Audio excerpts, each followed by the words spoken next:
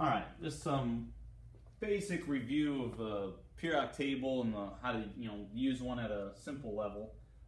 As far as just reading individual elements, what do these numbers all mean? So we have your symbol, the name. You have a whole number, which is the atomic number, and a decimal number, which is the atomic mass.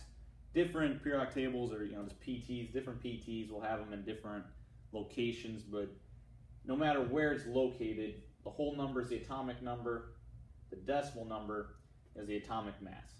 And so basically the atomic number is the number of protons. First and foremost, it's always the number of protons. If you have a different number of protons, it's a different element. Every element has the same number of protons. It's also, if it is a neutral atom, all right, so like hydrogen would have one proton.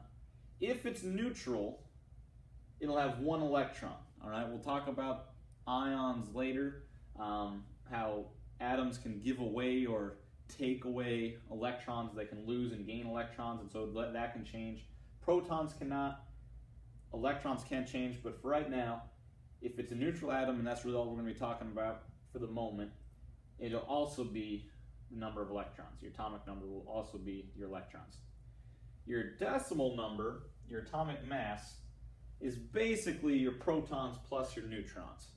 Okay, I put sort of in parentheses there because technically you do have electrons that are going to add some mass. I mean, they're not massless. They just, compared to a proton, they weigh about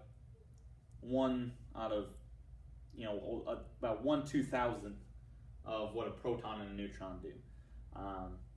And even the protons and neutrons have a slightly different mass.